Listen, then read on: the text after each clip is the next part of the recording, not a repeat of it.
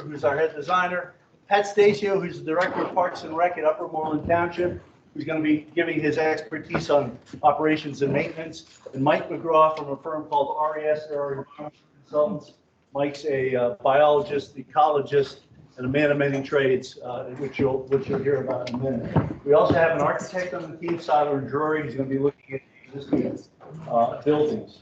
And you can see the scope here. As landscape architects, we're the lead firm. We're going to be coordinating the overall effort.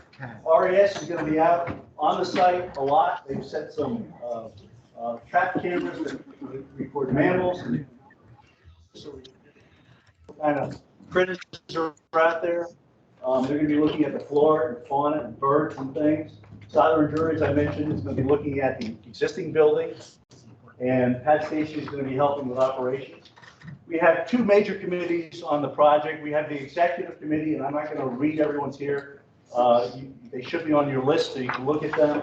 We have an executive committee that's made up of the park folks and some folks from the county. I should also mention that this project is a joint effort between Montgomery County and the Department of Conservation and Natural Resources. And one of the things we're doing tonight, this meeting is also being recorded. It's being broadcast on the web so that people can come at home. We have maybe how many people? Sorry, I'm still people. Okay, so we have a number of people attending online, and this meeting will be recorded. But DCNR, the reason we asked you to sign in is we're not going to harass you. DCNR wants to make sure that we have lots of public participation on these projects because this needs to be the community plan, right? And our job is to listen to you, to put it into a mixing bowl and come out with hopefully a recommendation to keep this wonderful park and make it even better than it is today. So that's why we asked you to sign in. If you want to give us your email, fine. If you don't, that's okay. If you want to send us an email, our contact list.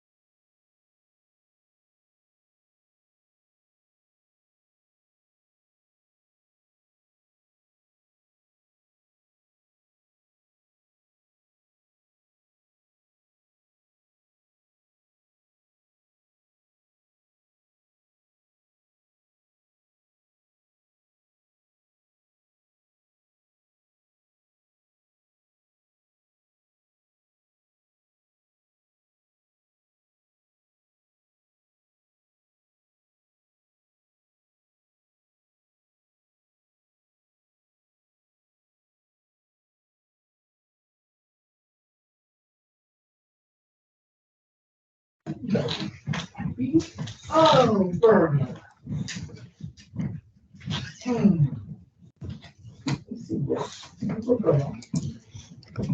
Oh.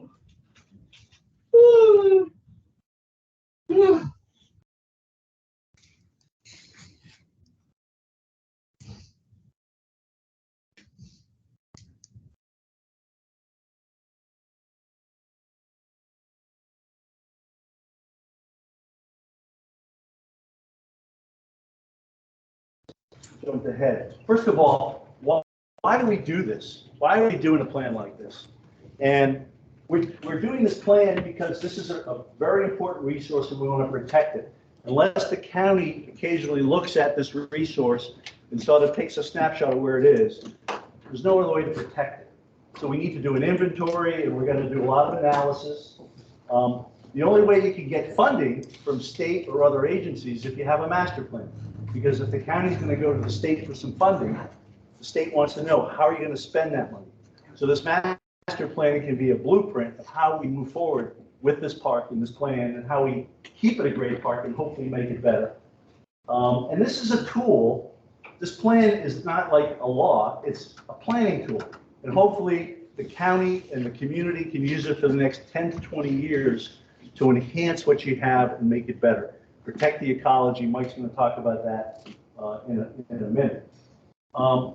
This is a diagram of the master plan process. People often say, what is a master plan?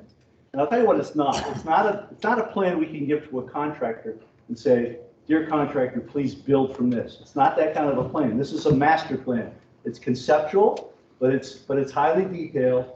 And how the process works is we have a master plan and we collect data. We're still in the data collection state. If you ask us tonight, what are we going to do? What are we recommending? We don't know, because we're not intelligent enough about the park yet to make any recommendations. We're collecting data. And that's why you're here, to give us information that we don't know. Then we analyze the site. We're doing that now. Then we develop a program for the site. Then we come up with concepts. And then we have what's called a draft plan. That draft plan will be online for 2 months. You'll be able to look at it, comment on it, tell us what you like, what you don't like. And then we'll make revisions to that plan. And then once the plan is finally approved and hopefully approved by the county commissioners, we come back to here. We have a master.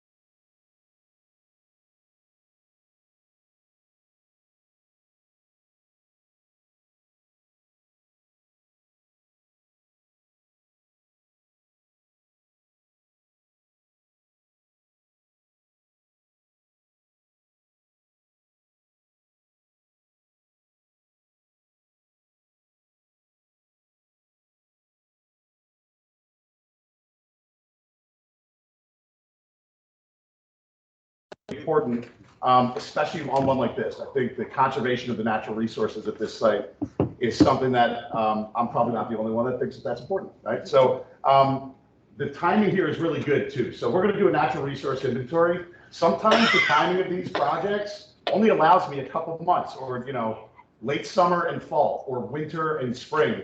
Here we started this project in late winter, and we're going to go through into fall for data collection, which means I can capture the phenology of plants. Like right now, there's all these gorgeous, amazing spring ephemerals that are blooming out there, and we've already taken some note. And I'll talk about the ways that you guys are actually already contributing to this.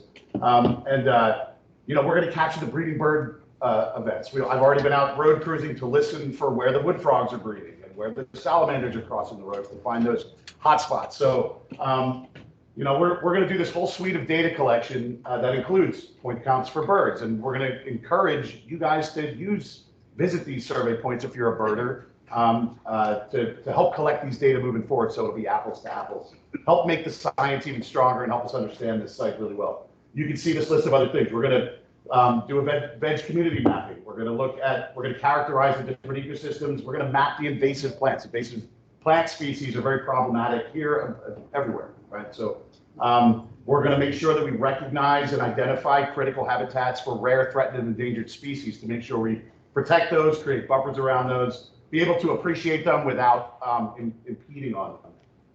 And all of this is really this sort of rapid ecosystem assessment. We'll look at the aquatic communities as well, but really the feeds into the lakes rather than the lakes themselves.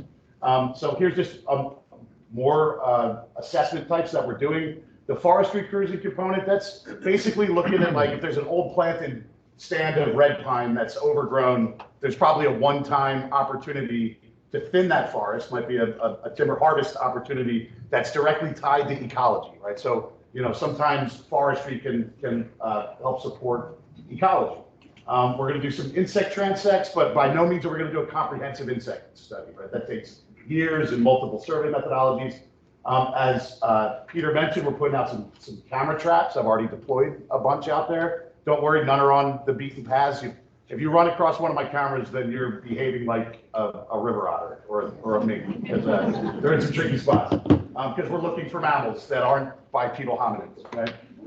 So we're doing all these things. We're going to break it down. This is a big, complex site, right? It's a lot of weird, different parking areas, right? It's all centered around these big water bodies.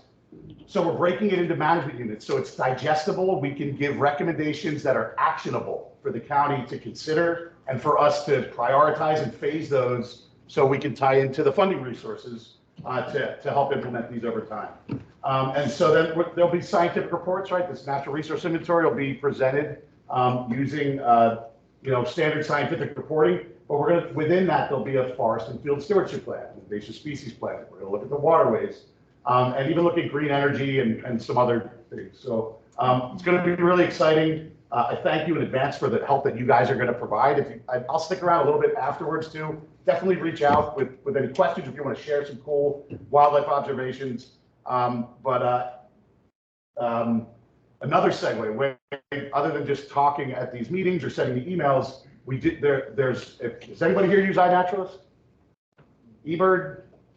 Cool, so we have a few. I'm hoping the next time we meet, there'll be a couple more hands up. They're real easy to use, free platforms. iNaturalist, there's a wealth of data. There's some really good botanists out here that are collecting reliable botanical information over the years, and that's great. Some of the insect data that I'm not capable of doing, there's some cool data that's already been saved. So we're leaning on some of the existing qualified data to help fill gaps. This is a big site. We only have 1 year. So, we're gonna be able to lean on those things so we can focus our energy on the areas that are understudied so we can get a full picture. And in doing so, we will be interacting with you guys. So thank you, and really excited about kicking this project off. Thank you. So public participation, I mentioned, these public meetings are only one of the ways we would hope you would participate. This schedule is on your handout. You can see we're having a lot of meetings. We have a lot of opportunities for input, and we finish up April 4th, 2024. So we've got over a year still to go. We started on January 18th, just starting to work through the process here with the county and our executive committee. We're going to have two focus group meetings.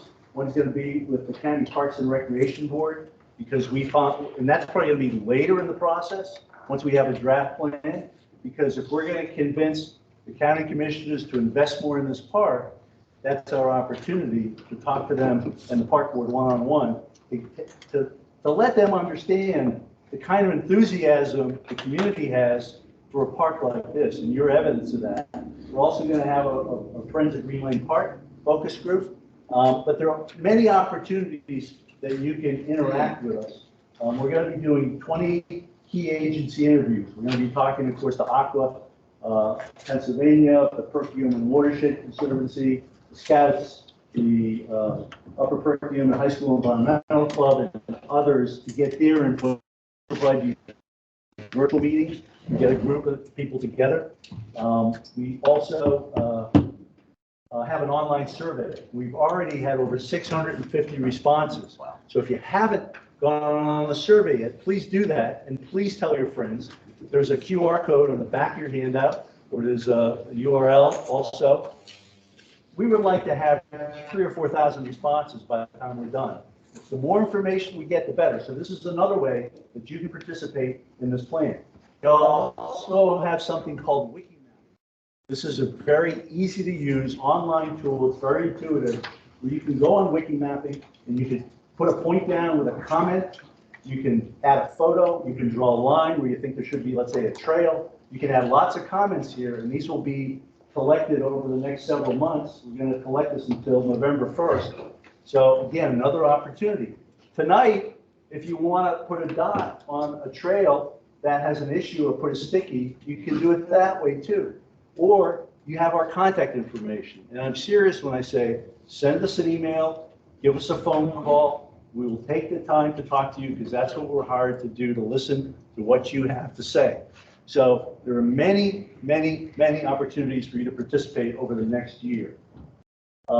Mike mentioned iNaturalist and eBird. Those are awesome tools. And as Mike said, if you haven't used them, please look them up. There's also a QR code for those.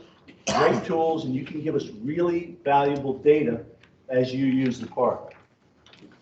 So with that, I'm going to turn it over to Emma Haley. She's going to take us through quickly some of the planning data that we've collected, and we're just starting to put maps together and analyze this information. Yeah, so he really just summed up what I'm going to do. If I'm not talking loud enough, just raise your hand or yell at me like Pete does. So first and foremost, we're reviewing current and prior planning initiatives for the park. First, it being the Green Lane Park Master Plan, which was produced back in 2000, just 2000. So we're reviewing those past goals and objectives and going to update them as we move forward. Also, more recent, the Green Lane Park Stewardship Plan from 2018. Then also looking over county documents as well as statewide documents that relate to the park. Also, the Perkiomen Watershed Conservancy has a lot of great information on their website, and one of them being the Perkiomen Creek Water Trail, which ends up connecting to the southern part of Green Lane Park. So we're going to look at that a little bit more further in depth. Also, we're looking at the historical imagery, seeing how the park has evolved over time. And just to point out, you can see between 1942 and 1971 how the dam of the Perkiomen Creek ended up creating that Green Lane Park, or the Green Lane Reservoir that you know today. And the park has a very vast history, so I just want to spend a minute on this slide just going through each of these milestones. So in 1929, the Philadelphia Suburban Water Company, which you know today as Aqua, began planning the Green Lane Park, or the Green Lane Reservoir, with the goal of providing drinkable water for everyone within the region.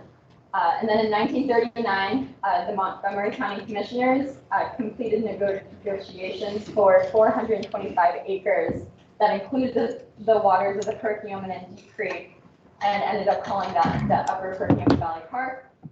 And then in 1954, Aqua, or the water company, constructed the dam across the Perkiomen Creek, and then the dam was completed in 1957. And then in 1959, the water company then opened the Green Lane Reservoir Park for recreational use and some boating. And then in 1983, the Green Lane Reservoir Park was established by Montgomery County and taken control through an agreement to overturn the recreational easements from the water company. And then during that same time, the Green Lane Park was operating as two different parks, that Green Lane Reservoir Park and Upper Perkiomen Valley Park. And then in 1998, the county ended up merging those two parks for what you know today is Green Lane Park. Looking at our mapping, first reviewing where Green Lane Park is within the region. It's in the northwest portion of Montgomery County. It is the largest park within Montgomery County, totaling at 3,400 acres. And because of its vastness, it's touching 7 municipalities.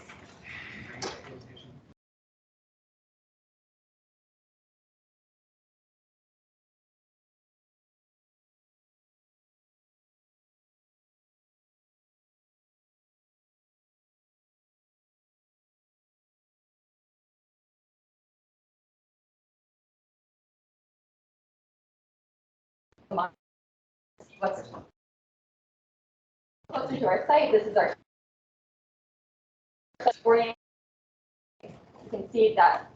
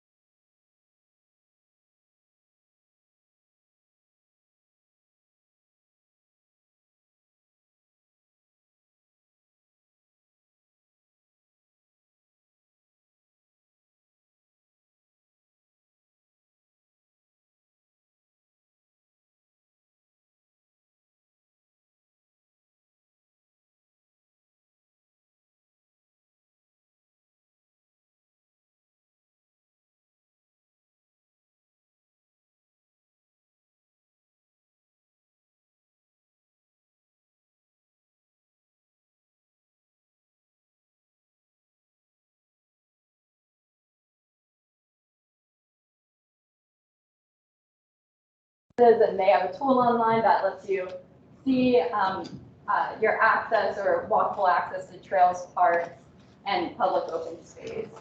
So you can see it all in the blue area. Greenland Park allows a lot of access within the surrounding municipalities. There's just a couple of little red pockets that we'll want to look a little bit further into. And also they have the same tool for driving the parks and trails. We're also looking at Strava run and walk data. For those of you that aren't familiar with Strava, it's a user-based app that tracks where you're running or walking. So even though this app is just for that user group, it's still a great base point for us to understand where these people are running and biking throughout the park, or just running for this matter. So the dark red is denoting the higher volume or higher usage of where people are running.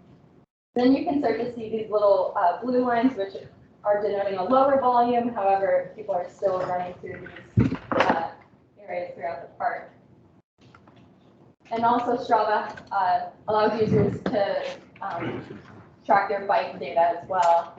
And we also noted that it's not only Strava that we're using, but we're also looking at Trailfork as well as OpenStreetMap for understanding where mountain bikers and other bikers throughout the park are using.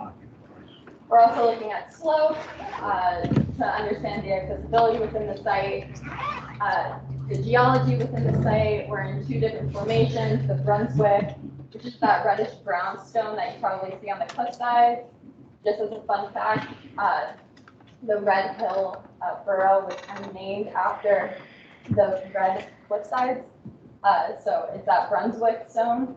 And then the diabase is the dark colored fine granite igneous rock that you'll see within that Green Lane and Deep Creek area. And then we're also looking at the zoning surrounding the park and the park. So just to take you through a brief site tour of the park, if some of you guys aren't familiar with some of these key areas or key destinations, we're going to start at the northern point and work our way south, starting at the bird sanctuary. It's a really great natural area for watching birds. It's a very popular spot for bird watchers. There is an informal parking area and a grass trail that walks around. Also the Walt Road day use area, again, used for boat storage, to quarantine your boats before going off onto the reservoir. They have a couple of seating areas around, as well as the gazebo. And there's a park office as well to check in your boat. Along Knight Road, there's several access points to go onto the Red Trail. There's this beautiful outlook with a gazebo looking out onto Knight Road here, as well as a maintenance road access. Another point to get onto the Red Trail is this Equestrian Park parking lot. It has some seating, as well as bulletin boards for information. The Hill Road Reservoir access, again, has the maintenance facility, and this is where you're going to rent your boat if you want to access the reservoir, as well as the Woody Pavilion with a couple of picnic tables. And for the Hemlock Point day use area, this is where Joe camps out. It's located behind the elementary school. You can see this driveway here is the entrance, and this is Marlboro Elementary School, and then a parking lot to the Red Trail. So the Merino equestrian area, if you have horses and you want to camp, this is the area you're going to. There's 2 open air hitches, and I would say that the horses probably have the best view in the campground. Also, the Green Lane area, this is where your amphitheater is. This is where all your programmed events are happening. There are some meadow habitat. I think the geese like to frequent here as well, and also having a beautiful view of the dam. The Deep Creek area has the Stone Lodge. It has a ranger park office, and as several picnic areas as well. And Pete is going to facilitate the brainstorming. You're doing data gathering for bikers and for runners. What are you doing for data gathering for the equestrians and other walkers, particularly equestrians? Well, you tell us, because if you're an equestrian, tell us how you use the trails. That's what these meetings are for. That's why you can email us, you can take a survey, all those methods. We don't know if the equestrians are using, maybe some of you. There are applications you can do. Okay, well, let us know what they are, and we'll try to pull data from them. We don't know what they are. Yeah, I mean, even if you could come up with, while we're using the park, come up with an app you're using that's available for both Android and for Apples, then you can potentially use That would be awesome, and again, we'll leave it to you to tell us how to do that, because we don't know offhand. So that's why we're here. So tonight, what we're going to do is spend the rest of the meeting listening to comments like that, which are really helpful. And we're going to divide your comments into goals. Like, what's a goal? Well, a goal might be to do a master plan. That's obvious. What's a fact? A fact is that this is an awesome resource, right? I don't think anybody's going to disagree with that one. And a concept might be keep it beautiful. That might be one concept. And there may be other more specific things you want to talk about. So as you come up with ideas, we're going to write them down. We're going to stick them up on the wall, and by the end of the meeting, we're going to have hopefully this wall covered with all of your ideas. And that's just one way where you get snapshots of what you would like to see, what you don't like to see. We don't want to debate ideas tonight among all of us because we don't have time for that. So if Mike comes up and says he wants to have a eagle's nest that people can go into, like a fake eagle's nest that you go play in, you know, some people might think that's a dumb idea, but others may like that idea. So we're not gonna say to Mike, Mike, that's a dumb idea. We're gonna write it down, we're gonna put it up on the wall. Thanks, Pete. Because we want all your creative ideas tonight. And we're not gonna, every idea, every suggestion tonight is helpful to us. So how we're gonna do this is, if you raise your hand, I'll acknowledge you. If you state your, whatever you want to tell us, try to say, be succinct and to the point. We'd love to hear more stories, but not tonight, because you see how many people we have. And if we're going to get to almost, hopefully everybody wants to say something, you have to do it sort of quickly. We're asking you to send out a minute. If there's bigger things you want to tell us, statements, if you want to send us a 5-page letter, do that. But we just can't do it tonight with all the folks we have. So as I said, be quick, be succinct, and then we'll call on you, and after everybody who raises their hands had a chance, if you want to say another thing, we'll come back to you. But we want to get around to as many people as we can, to get as many different ideas. And then just as a courtesy, you've been very courteous so far. Don't try to get into too many conversations so we can't hear people.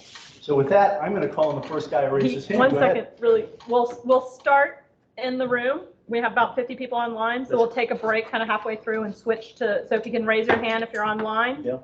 We'll start to call on you guys as well. Yeah. So go ahead. What's the scope of what we're talking about here? Is this like, what do you want to do with Green Lane Park? Exactly. What do you want to do with Green Lane Park? No constraints? No constraints. We want to think big. We want to be aspirational. We want to, I mean, we do want to protect the resource, right? I think everybody would agree on that. We want to protect this park, but we also want to be able to enjoy it. So where's that balance point that we're trying to get to? Go ahead. I represent the Delaware Valley and astronomers, and we often use the park at night. Not all areas are available at nighttime. It's like a dedicated spot, that we can safely observe telescopes and Okay, so a dark skies area where you could go out and look at the stars. Okay, go ahead. Like a skate area, not necessarily like a full-out skate park, but a place for the kids to roller skate or skateboard. Okay. We'll get that up. Go ahead in the back there. I play pickleball with a group of older women, and we're looking to see if there's a possibility of having some of this. Okay, so pickleball is a very popular sport, and we'll put that up. Just give me a second here. Go ahead. I've lived in the area about 40 years, and I've seen a big decline in the quality of the natural resource. So I'm looking to not just how do we maintain what we have, but how can we restore more of the areas to quality habitat, because it's really degrading. Right, with invasives, lack of maintenance maybe, because maybe there aren't And a enough lot of dollars. it is use. There are areas that are probably overused. Okay. Okay. So we'll maybe put overuse up as a fact. Go ahead, go ahead. Work with Aqua to increase usage of the water resource while still maintaining what their need is. Okay. Yeah, I mean, this is, the history here that Emma went over, I think is very interesting, because you have a recreational facility and a resource that was really built to protect the water that I assume all of you drink, or many of you drink. I guess you're on wells. Yeah, we don't really understand yet where the water goes and how many people it serves. We're trying to find that out, but it is a resource. Go ahead. Yeah. Okay, this is to kind of piggyback on the pickleball. If you like pickleball, they do have one of the tennis courts is already lined up for pickleball. If you're a tennis player, you probably hate that. So yes, build pickleball and keep it separate from the tennis, but also, can they be maintained? Like, you just can't put in, like, they put in new tennis courts a few years ago, and they need to be maintained, and they're not maintained. Okay, so maybe we have a card that just says maintenance with a big question mark. That's important. That's very important. Go ahead. Go ahead. I'm representing equestrians using the park. It would be helpful to have more equestrian parking and also a better understanding of horses on trails. There are multi-use trails, but bicycles and horses can clash, and I think there are some programs out there that can increase awareness and understanding of the needs of horses. Yeah, user education on trails can be very important. There are lots of organizations that have those educational programs. It could be signage, so absolutely. Go ahead in the back, sir. Any chance of reopening the nature center or bringing the things back for the kids? Well, Things back for the kids? we're gonna put Nature Center up on the board. Is there a chance? There's a chance for anything. So, yeah, that's a great suggestion. Go ahead, ma'am. To piggyback on what Natalie just said over there about the equestrian sites, I think we should have for equine specific trails, because like you just said, the bike class, the joggers, you bring up kids to ride. I think the equestrian amenities and facilities should be more. Okay, equestrian only trails. Does anybody from the equestrian community have a guess of how many equestrians come to the site? Just anybody have a wild guess? All right, well, lots of good numbers. Okay, I can't read my handwriting. You're next. Go ahead. When we can't hear this person? I may have missed this, but I'm curious, do you have a PowerPoint presentation of what you presented up here tonight that we can access so we can look at the maps and things Yep. in more detail? This will be online in a few days on the county website. Okay. So you can go and look at it in detail. Again, we're just starting that, but yes, there's, it should be on your handout there where you can go and look Okay, I at it. just wanted to make sure that, if we have access to it. Absolutely. Because it's kind of hard to see. Not understood. Go ahead. Thank you. Concept and fact maybe, the idea to have some large multi-use recreational fields for playing, there seems to be a lot of fields around, but there's not many that are flat and usable, it'd be great to have a few of those. And then maybe from a fact standpoint, the Hemlock area seems to be low maintained, low utilized, that parking lot and whatnot seems to be in somewhat disrepair. Okay. So we'll put that up as concept. Go ahead. Yep. Bird lines, encourage birding by building bird lines. Okay. And more importantly, maintaining them. Okay. Bird blinds is what the person said. Okay. Go ahead.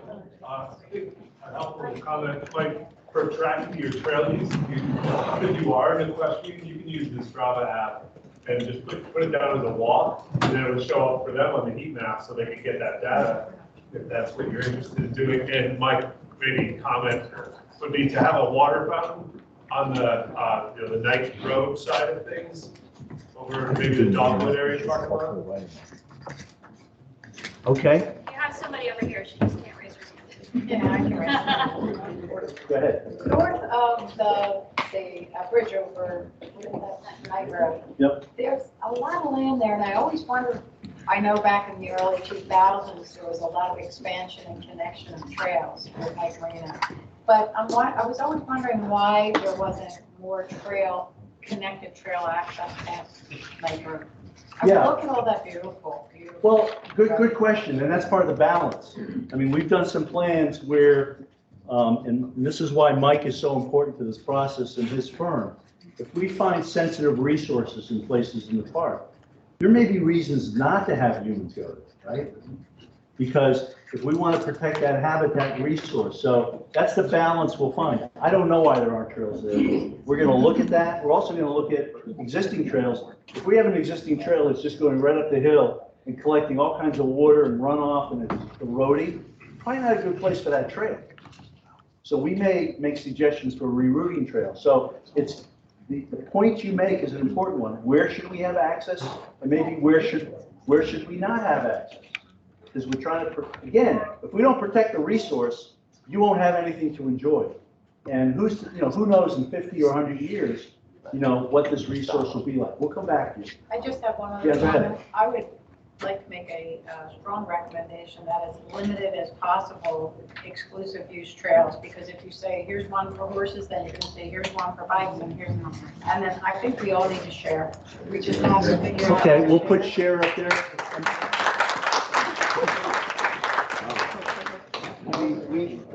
Yeah, thank you. Go ahead. couple of people mentioned maintenance. I mean, it's my understanding that, for no fault of their own, that it's difficult to staff maintenance positions in the park. And to me, that's a critical part of your planning. I mean, if we need to increase salary lines to be competitive with jobs in the environment, we do all kinds of work here and have it fall apart, so that would be important. Yeah, I just want to echo what this person said, increasing or make sure we have enough maintenance. I mean, if this plan did nothing else, then increase the amount of maintenance that's available for the park, that would be a good thing, right? Because that's part of protecting the resource. It's not exciting or flashy, right? Because you don't get to cut a ribbon. But it's probably one of the more important things about this whole plan is how do we address maintenance? So thanks for bringing that up. Go ahead. I want to piggyback on the maintenance stuff. Right now, I know that there is a kind of grassroots organization that has their little Facebook page for doing trail maintenance. And if there could be something that's officially sanctioned, like the volunteers can show up on that, special work days and that kind of stuff. And you're with the Friends, right? What's that? You're with the Friends? I'm familiar with the group, but I actually haven't volunteered myself yet. And that's Okay. part of the issue is that we don't have a lot of work days because it's all volunteer organized. So if there was Okay. official days where the county could help us, have people out. Okay, so some help in organizing the volunteers would be good. Okay. Go ahead, in the red shirt. Yeah, I think one of the things that would really be helpful is addressing where the water collects on trails. Like there's these heavy mud areas, and they're affected by everybody who goes through them. And people start spreading out further and further, Right. and the trails get wider and wider. And if we could address them and berm them or something, like where it's a peak in the middle with some gravel or something, so that the water runs off, it would be much better. Yep, and that gets the maintenance and the use. Yeah, thank you. Go ahead. There are a couple of trails that cross over Knight Road, that there are no markings on the road. It's really dangerous when you're driving, especially around the shrub curve. I mean, something needs to be done about that, I think, sooner rather than later. Someone gets hurt. Yeah, if you didn't hear the comment, safety where we interact trail users with automobiles is very important. Whether it's crosswalks, whether it's signage, to make sure that motorists know when they might encounter somebody on a trail. So that's important too. Go ahead, ma'am. Slow traffic and reduce traffic noise. So through the Green Lane, Deep Creek Lake area, the speed limit is 25, but for some reason it attracts very loud cars and motorcycles who speed through there, and it reverberates through the park. Okay, so noise is an issue. Somebody near you had their hand. Go ahead. If they're gonna decide to pave over some of these trails that get wet per se, they at least leave some room for the horses to have some sort of a curb, so they're not walking on concrete. Yeah, thanks for mentioning paving. I Because mean, you're talking about safety, and that's a safety concern. right, I mean, we have a lot of earth trails, right, mostly in the park, which are equestrian, running, mountain biking. But then we do have some paved trails in the more developed areas to the south of the park. I don't think we're going to recommend wholesale paving of a lot of trails. But we also do have to worry about or be concerned with or provide for handicap accessibility. So it's not only the law, morally it's the right thing to do because, we've worked with people who have mobility challenges and they say, I'm not handicapped, you're just temporarily able. So we really want to think about handicap accessibility so that if I break my leg in 6 months and want to come to the park, I can still experience what Mike, an able-bodied person, can do. So we are going to think about handicap accessibility and how we can provide for people who either permanently or temporarily have mobility issues. So that's a big part of making sure we get funding, but also doing the right thing. Go ahead. Do you have a That's all follow-up? fine and dandy, but just, I'm saying, if you decide you're make sure there's a berth to the horses, because you're talking safety. Absolutely. We've worked with a lot of equestrian groups. Go ahead. And handicap accessibility for kayaking as well as walking trails. Thank you. Right, because it's not always easy to get in, and somebody just mentioned fishing, handicap accessibility for kayaks, for fishing, all those uses. Go ahead and far back.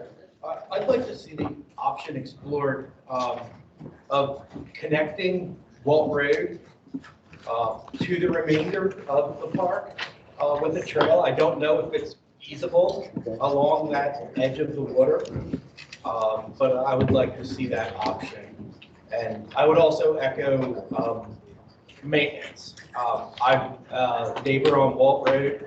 I've talked to some of the park rangers about maintenance, and the one told me he flat out thinks they throw his maintenance request in the trash. Well, yeah. So, I mean, that's honest to God, that's what the park ranger told me when I asked him something. Yeah, you know, again, maintenance is a huge issue, and it's one that, in my experience doing this for more than 40 years, elected officials everywhere generally don't think about as much as maybe they should.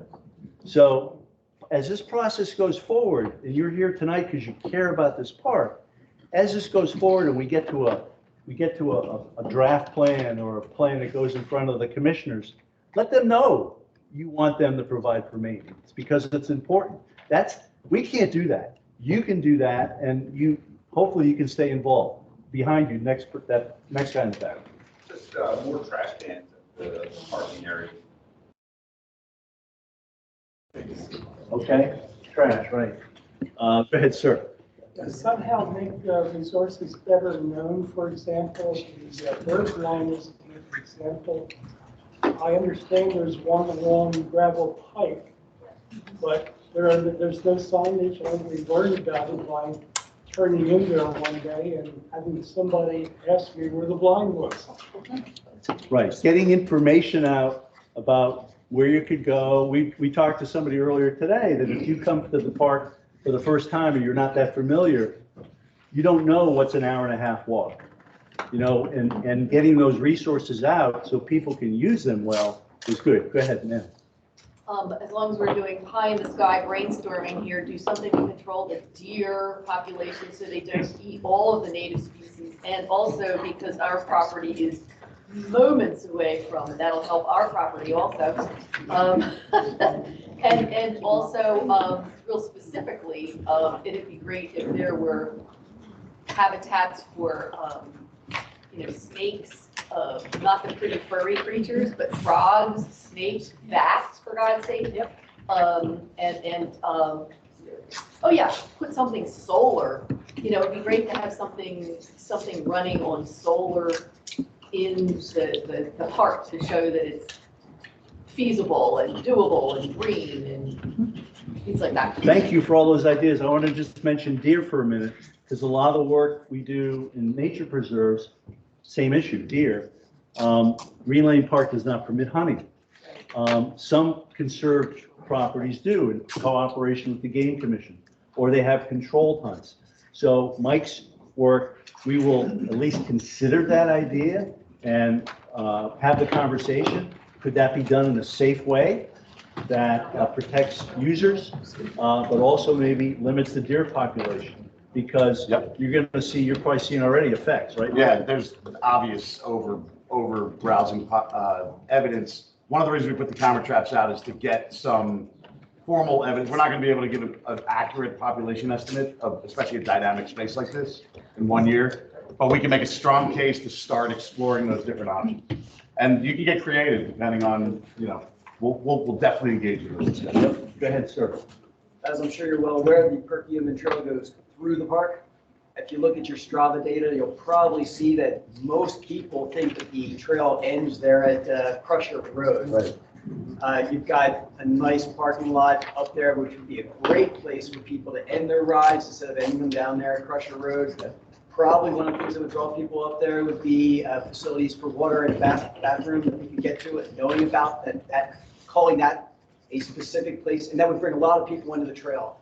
From the trail it would bring a lot of people into the park as far as them learning about other things in the park. Sure. Yeah. Okay. In the back. The bridge is out now, but they're rebuilding. I like the ideas that are presented tonight, very honestly, but I was assuming you're also interested in preserving historic sites within the reservoir area. My cousin Tom and I are representing the Bournemouth County Cemetery. Whether you're familiar with it or not, but it's along Knight Road. It was destroyed when they took the horse trail in, the walking trail, Before you get to the main bridge. There's a sign up there, there's nothing memorial markers, but they paved over the cemetery. We've had one meeting with the county over the year. Last meeting. Okay, well, Star, the director of parks at that time, and also the solicitor, Stern. okay, well, please, you got our contact information. Please reach out, give us some more detailed info on that. We're going to go in a minute to questions. Do we have hands up online? We'll go in a minute to online questions. Go ahead, ma'am. I have been an educator and I used to use the park facility for the nature center, but when I used to bring my class down, there was a time where they had made a pamphlet and they had a trail that you could take your class on, and you know, you were able to identify all different things along the trail. So I would like to see as a concept that maybe, you know, a nature center or trail identification could come back, because that was wonderful as an educator to expose. Sure, to have guided trail walks Yep. or tours, absolutely. Go ahead, sir. Pedestrian access for local residents. I brought this up before. Right. Yeah, thank you. There is a trail plan for Red Hill Borough that was done that I think recommends some trail access into the park. So we're going to look at that. We'll also look at other opportunities for trail access. So if you live nearby, you don't have to drive to get to the park, hopefully. That's, in Green Lane you do. There's Right. nowhere to park and you have to drive 2.5 miles down the Deep Creek Road. Right. Go ahead. I would just like to see the amphitheater used more. Okay. Those three concepts. Yeah.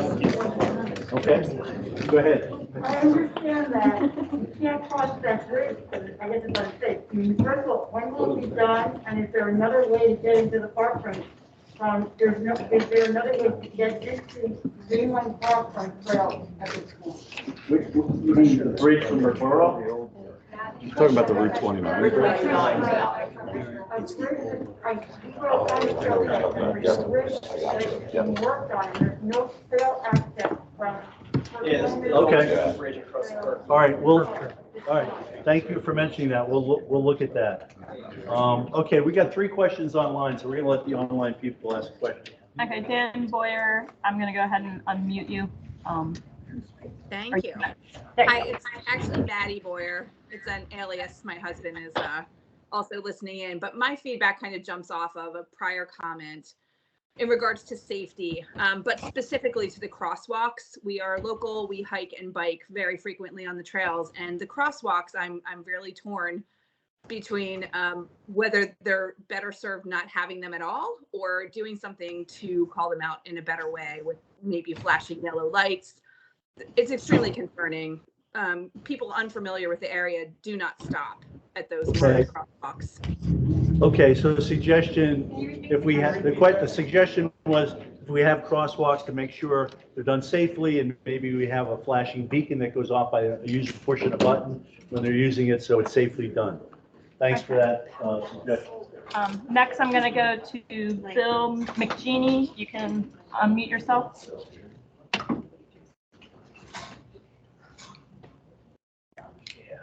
Bill, you'll need to unmute yourself, and then whenever you're ready.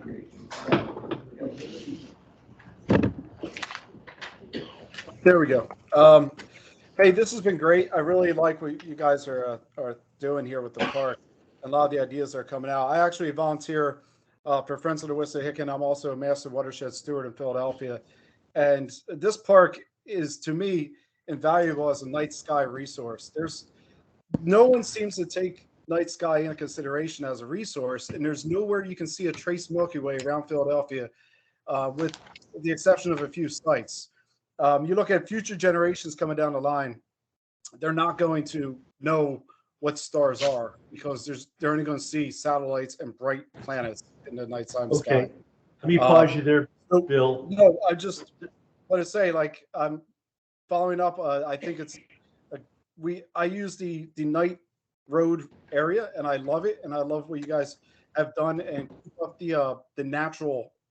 Try to keep meadowing it. It looks great.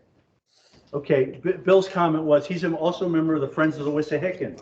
So those of you who are interested in volunteer organizations, I encourage you to look at the Friends of the Wissahickon in Philadelphia. They've been around since the 30s or 40s, and we've worked with them over the years.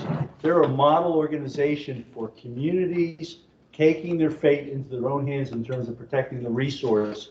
So, Bill, thanks for bringing that up. And the other comment was echoing about the night skies, that it's very important to protect areas where people can go and see the stars without interference, not only now, but in the future. So he's echoing those comments. Thanks for those. Okay. Scott, I'm gonna ban him in. Whenever you're ready, you can unmute yourself. Hi, my name is Scott Vanneman. I'm actually a treasurer with the Delaware Valley Amateur Astronomers. So along with what Bill and Lou said about the night road and a night sky, making sure there's resources for it. Because I noticed earlier when the night road was mentioned, there was nothing mentioned that the current area is used for astronomy. So we want to make sure that we don't lose what's already there, but as well as preserving night sky and making sure that Okay, it doesn't get thank you. affected. Another comment about preserving an area so people can see the stars at night and see the night sky. So thanks. Let's go back to the floor for other comments or questions. Go ahead.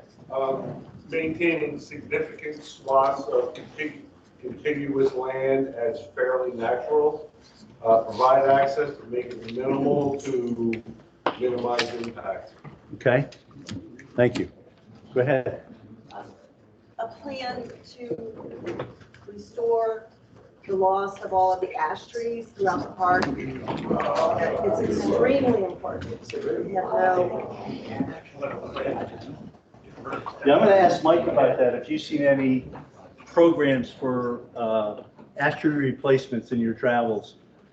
So ash is a tough one. I mean, I'm a fan of natural succession where it can occur. Obviously, it was an introduced exotic insect that's killing the ash trees.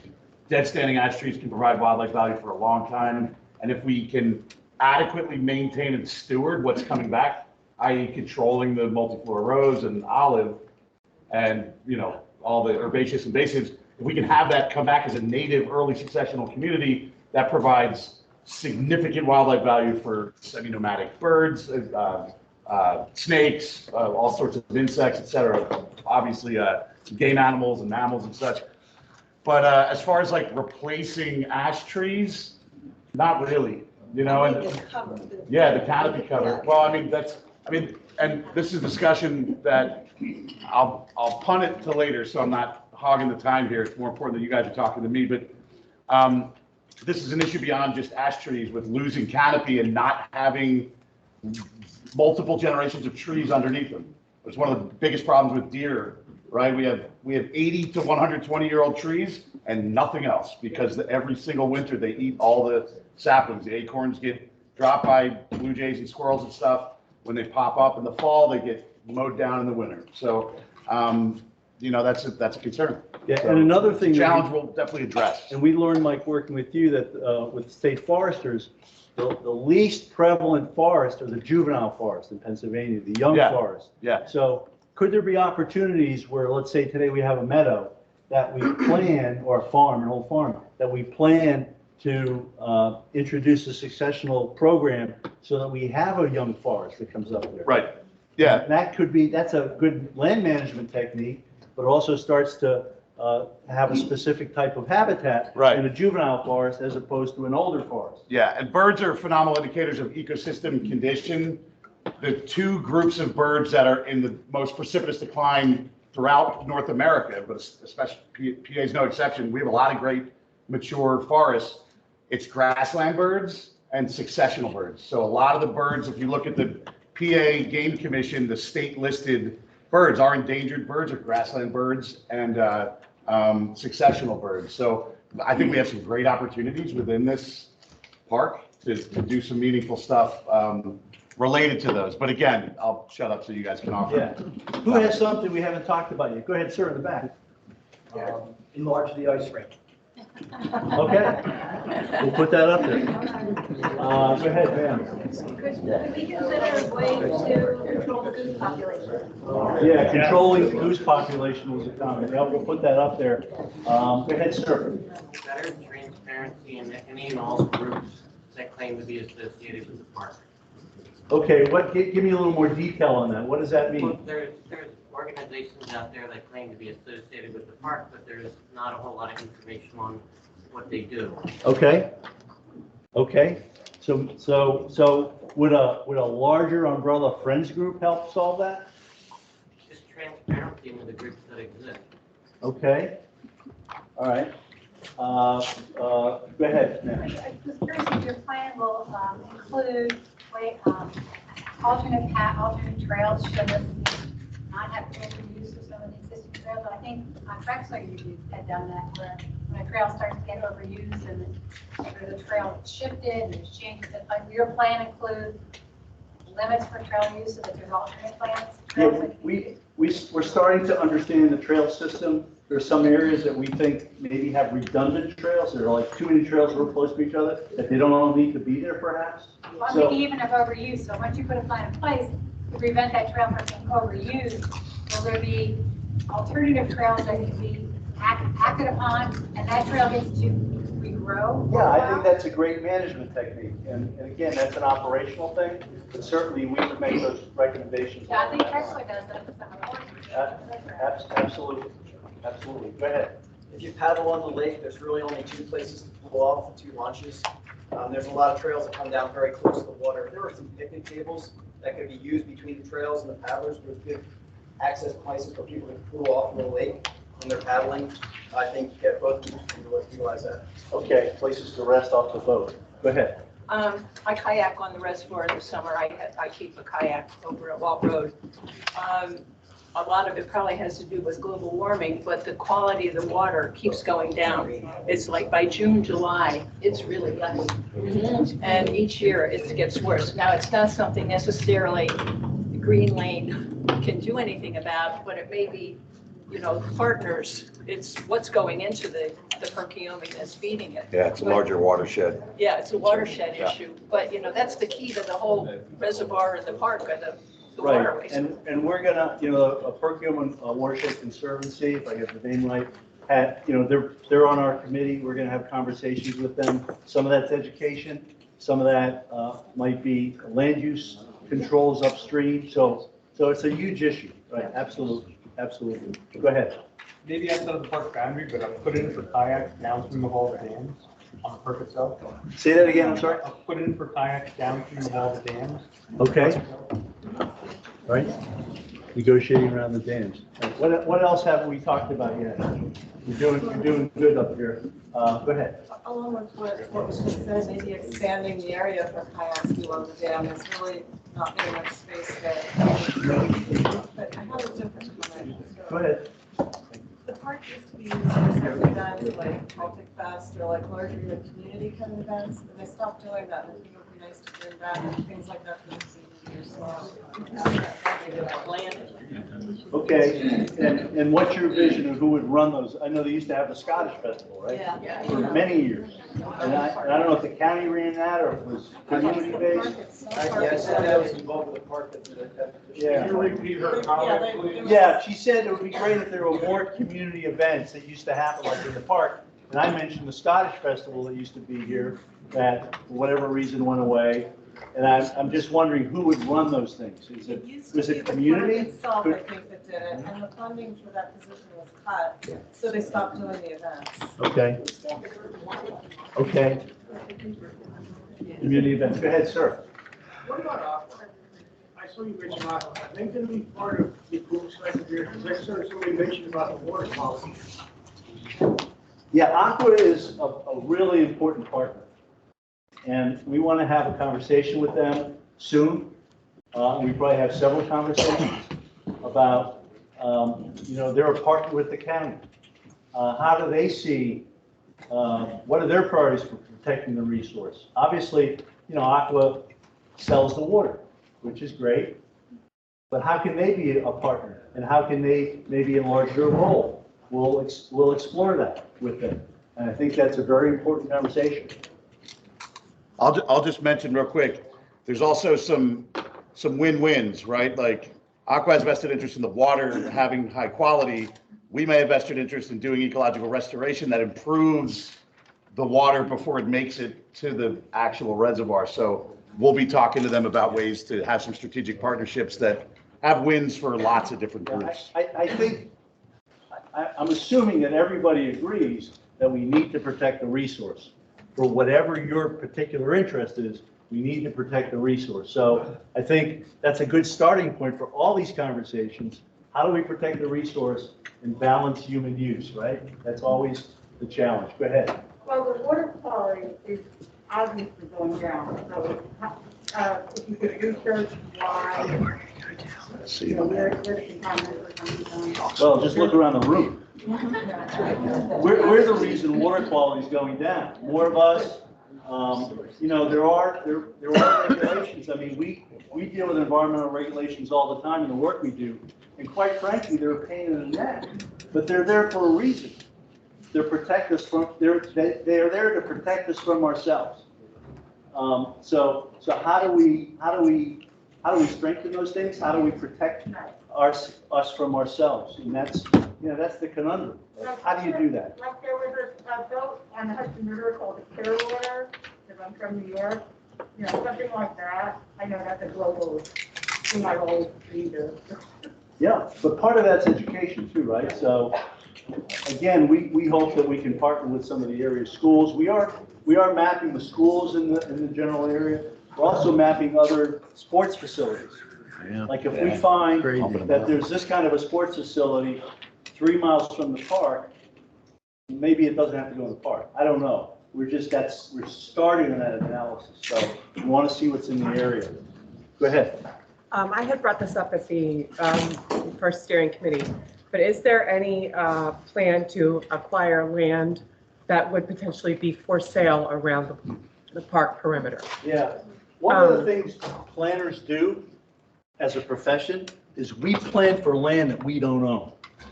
Okay, and sometimes people get upset about that. We are agents of change. So one strategy to protect the park might be protecting ground that's not in the park. And how do you do that?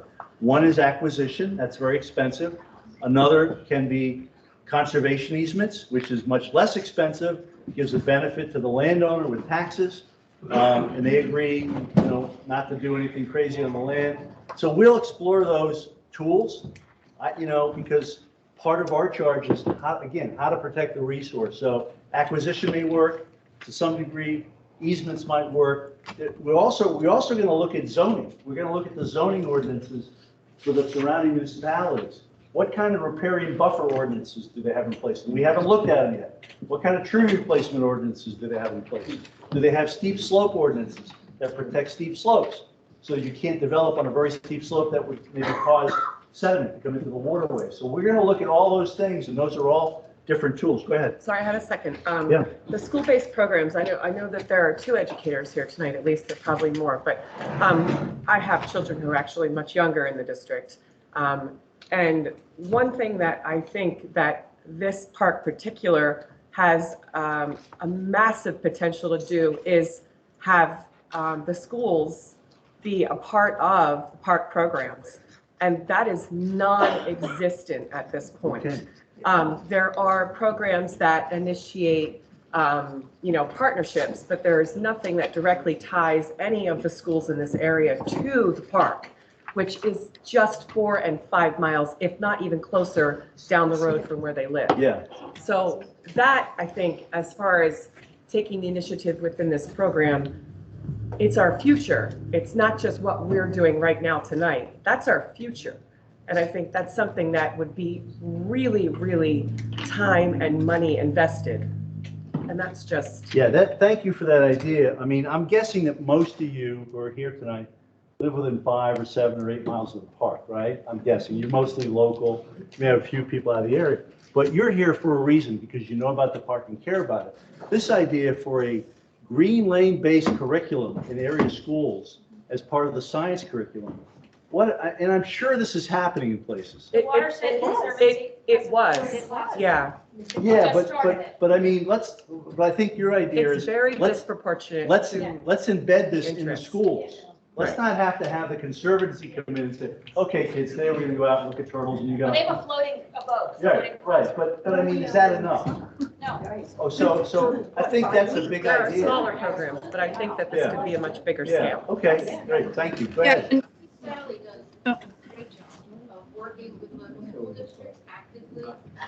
run a lot of programs for school kids. They have a very strong volunteer program. I know because I volunteer there.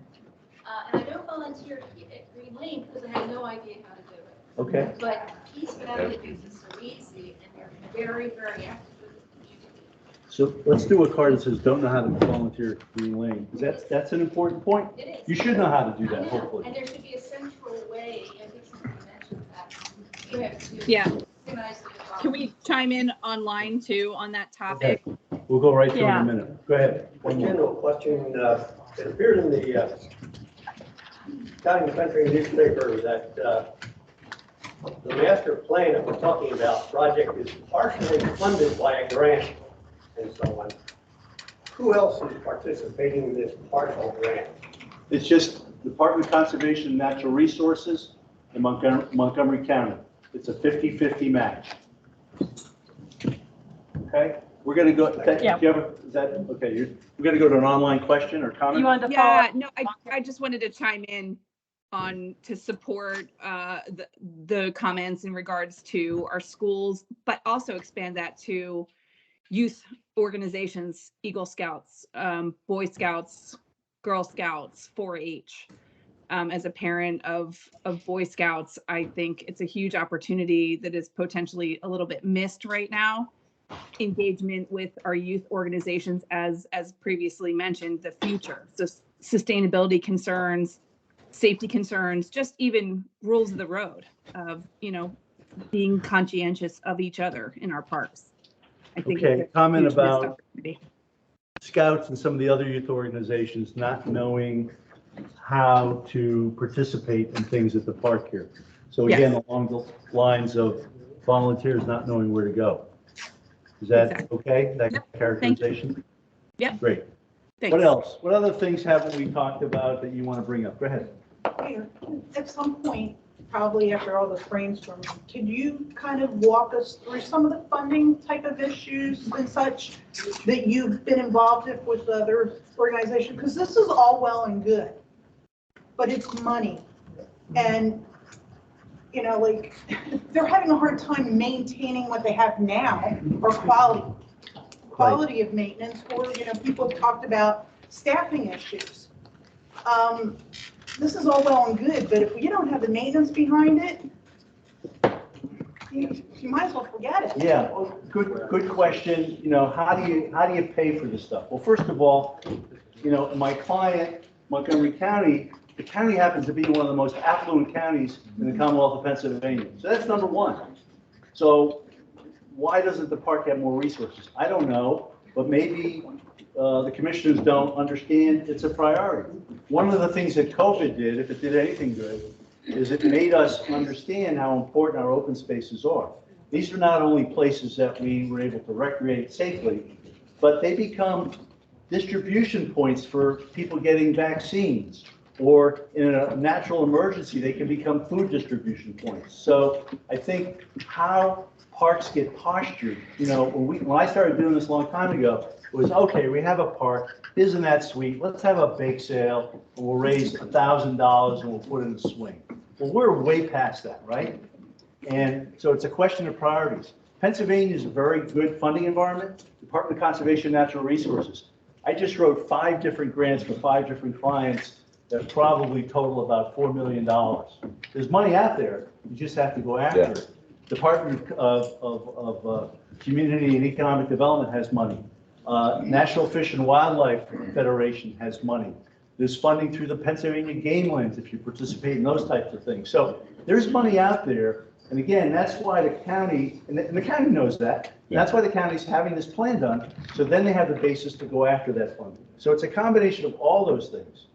And if I may add, not just financial resources too, there's technical relationships too. The Game Commission, for example, could come out, if we wanted to manage a grassland, they may say, hey, we'll come out and burn this once every 4 years for you guys to save the maintenance trouble of having to brush hog it and control all the invasives. Just burn it, right? So sometimes you get a technical or an equipment. There's some of this partnership stuff that we'll piece together through master planning will result in added resources to help what sounds like is an understaffed but well-meaned group that's trying to maintain 3,400 acres. Yeah. So. Yeah. It's a big question. Go ahead, sir. Speaking about game commission, what's the recommended number of deer per square mile? Years ago, it was 7 deer per square mile. It's guaranteed to be way more than that. I mean, they do their, you can look at the annual report by county. So can't they, you know, how many allow in Green Lane Park? That seems to be the cause of deer. We're definitely gonna, as mentioned earlier, we will take a deep dive into that. We'll discuss with the right decision makers how to manage deer. And that could look, I don't want to get people too excited or upset about, but there's a whole suite of different options, from USDA coming in with snipers at night, the way that they do at Valley Forge, Have them right up to, like, you know, having targeted areas where there could be a lottery for people to hunt in temporarily. You know, there's a whole suite of options, and we will take a look at those. We will definitely explore it. Go ahead. This is way off what we're talking about, but one of the things I see on the trails is the need for people to understand very simple things that might be kind of catchy, like tight right. When you're on the trail, stay tight right, because a lot of times people have their headsets in, they don't hear you coming by, whether you're on a horse, bike, or you're running. And there's like something simple, remember tight right, just because we don't run each other. Trail etiquette. Trail etiquette. All the things we learned in kindergarten. Just do it on the trail. Right? Be nice. Absolutely, absolutely. A little simple sign that this trailhead is tight right. Yep, absolutely. Those are all important. Anything we have, go ahead. No. Go ahead, you next, you first, and then we'll go back. Was there any mention during the site visit about the camping area that is behind the one major park office? I don't know. I wasn't on that visit, but I don't think there was. Do you have something to say about it? Major renovations. Okay. I mean, it is very underused, it is very underutilized, and I have spoken with a couple of scout leaders who are very interested in seeing that just renovated, Great. completely renovated. Okay. For better usage. Okay. Renovate the Updated even, just to say update.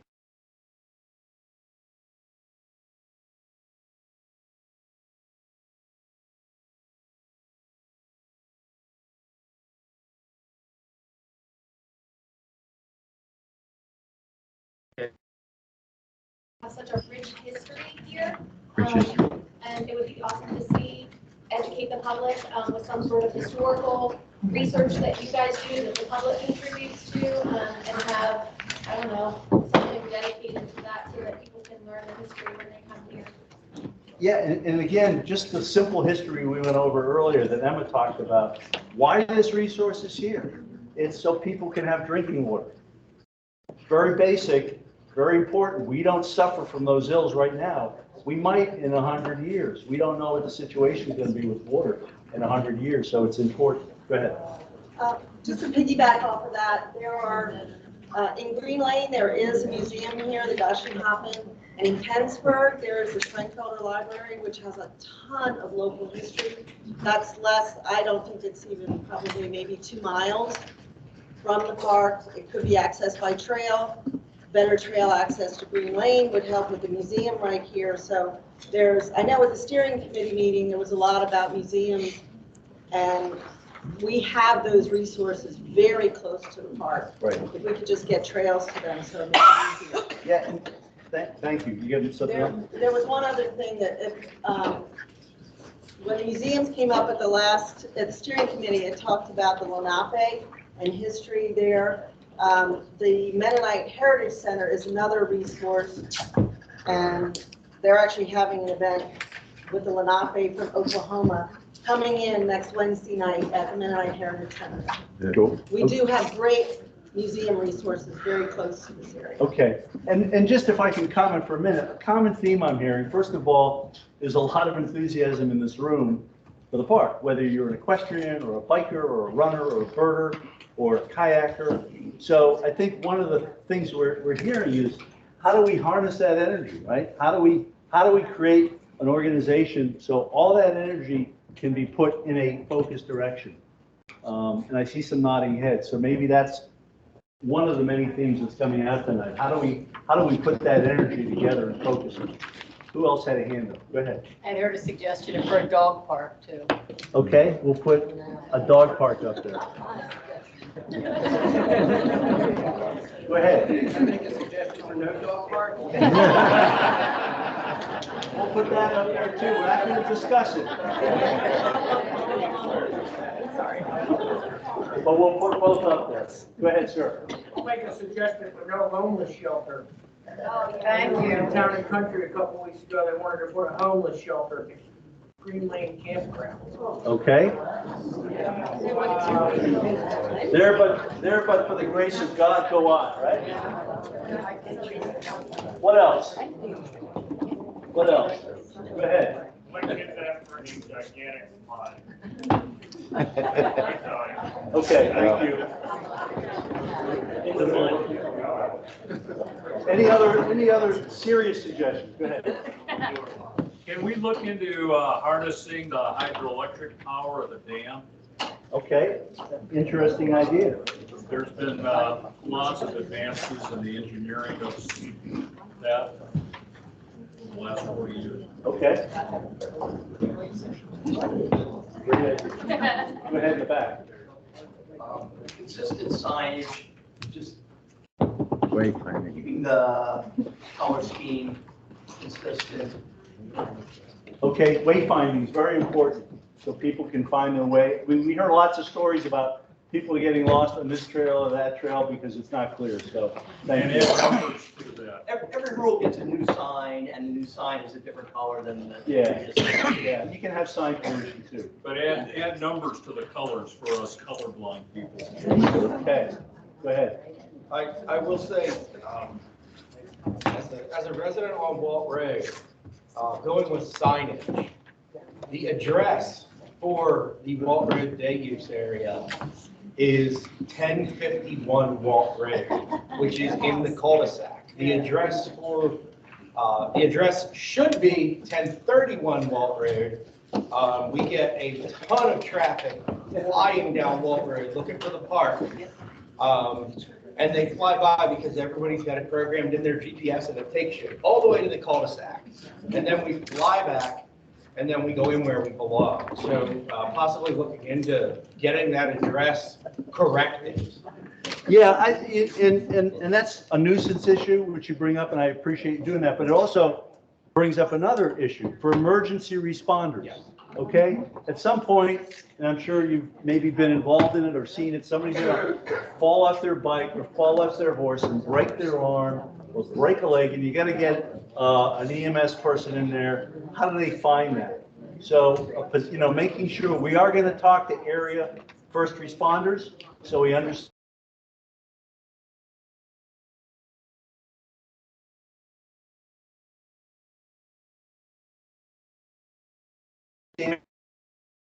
that reason too, just to get emergency people to help somebody who's in distress. So you have a Can I follow up with that, just to make sure? I do believe Red Hill currently has a key to the Walt Road area. Because I know we've had it in the past. I'm right across the street. I see everything. Yeah.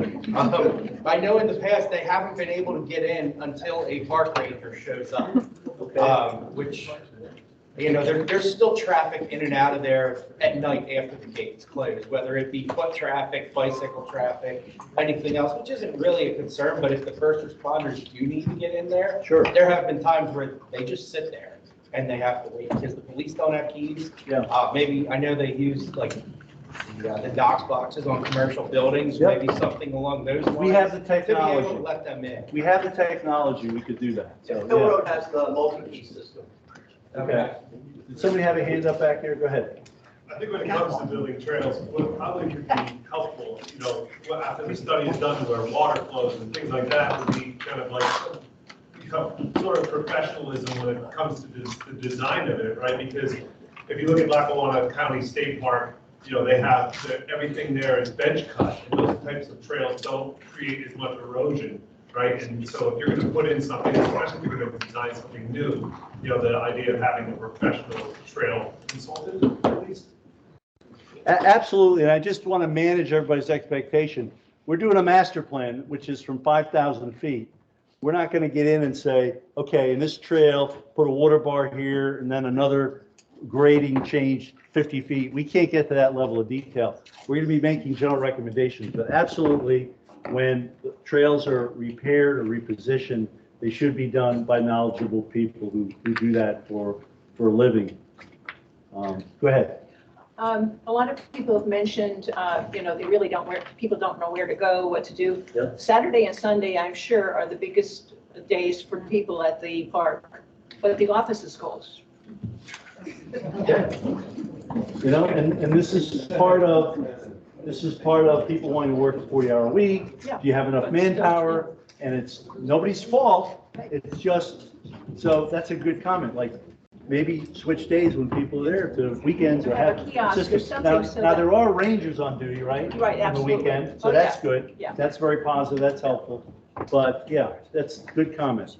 You know, staff when people are there. Go ahead. Who will be doing the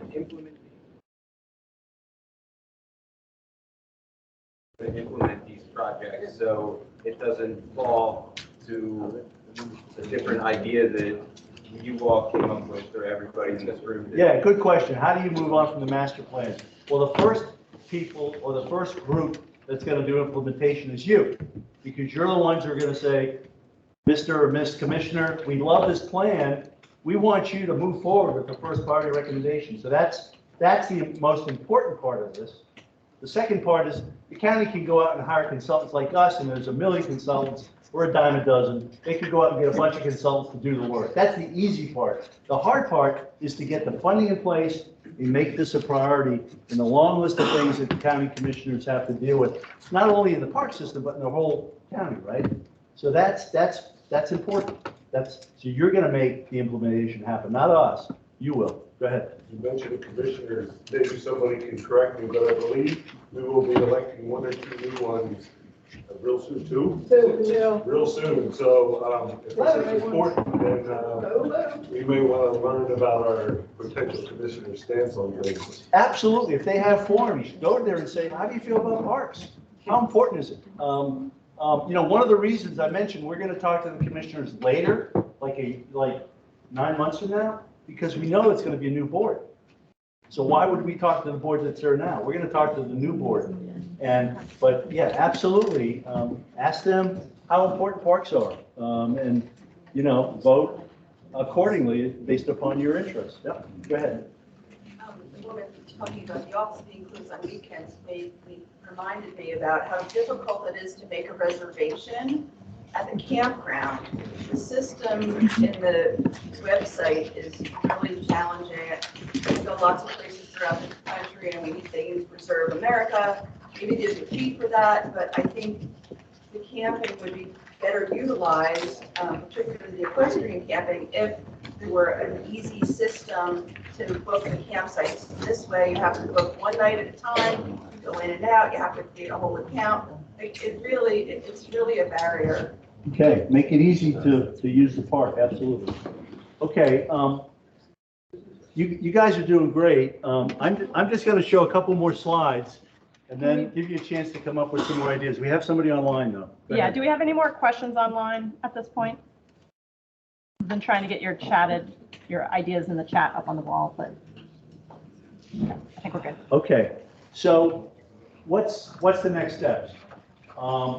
The first thing is please stay involved. This is great that you all came out tonight.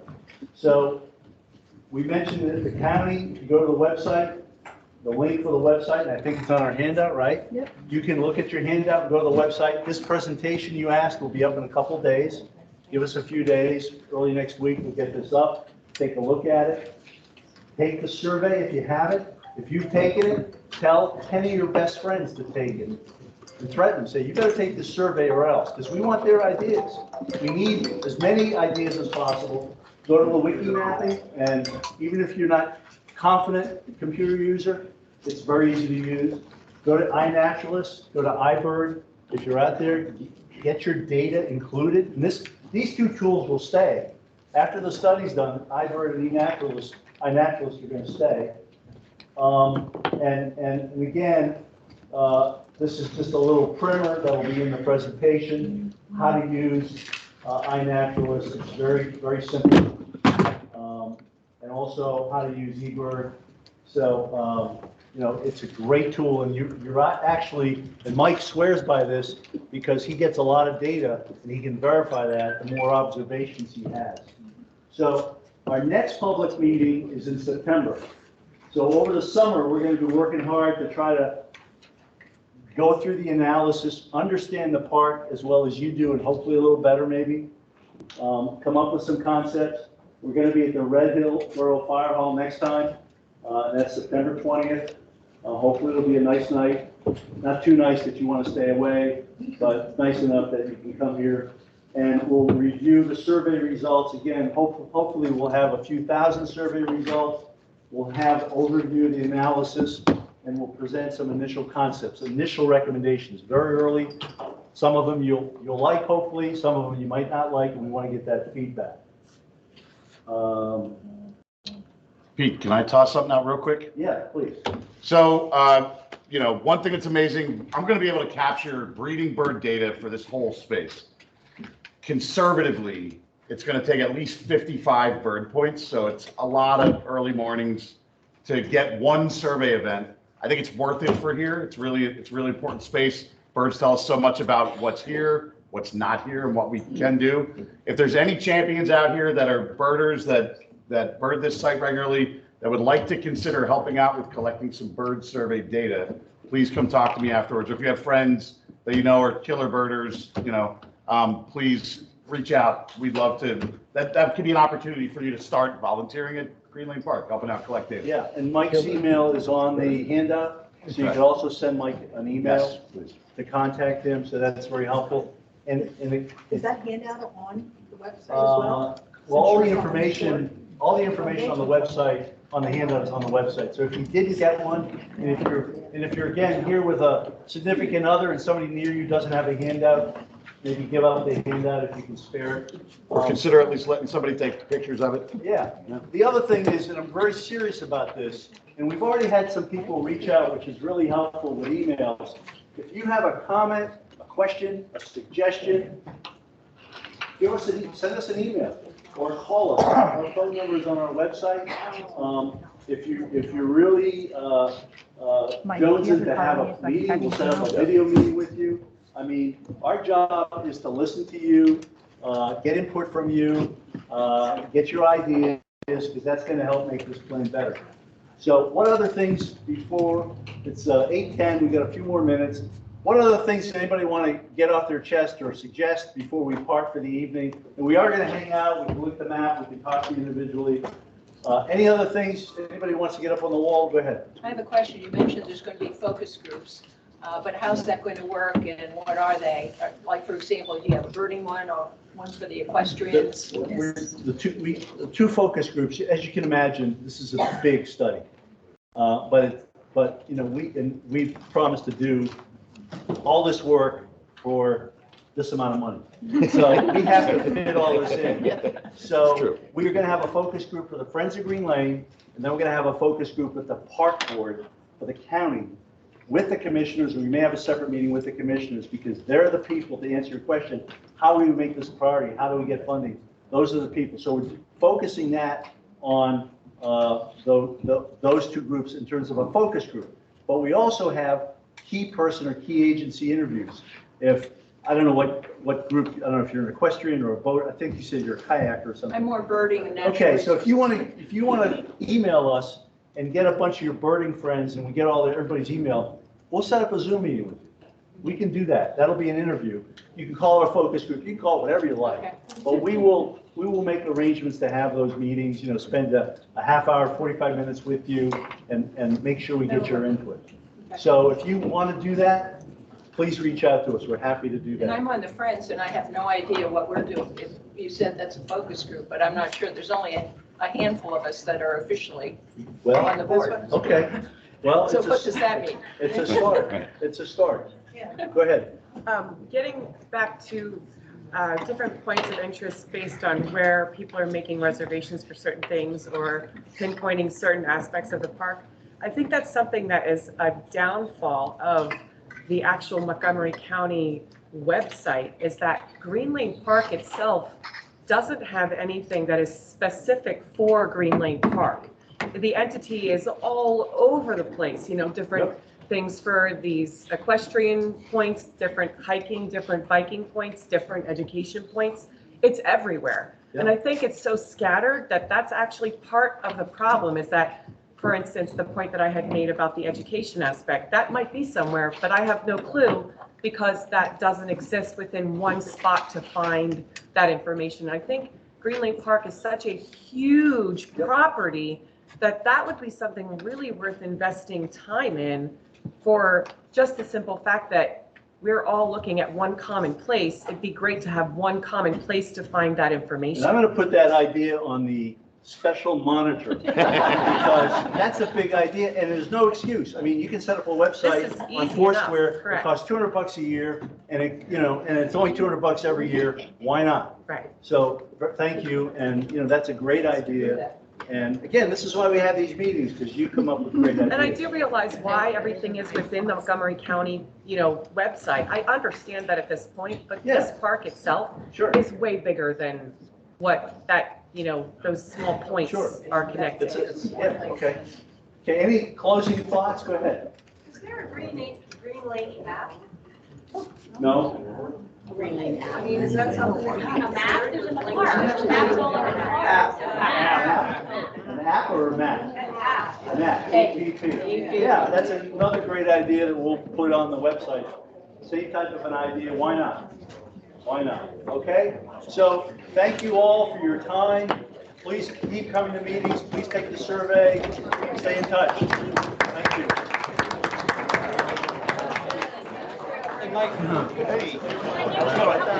Good. 20 species of mammals. Yeah, do you want to write it down?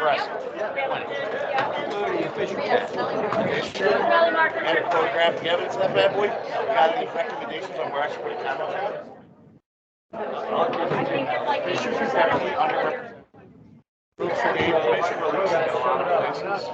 And the monitor, staff the monitor, so it's very possible. Well, it sounds like what you got.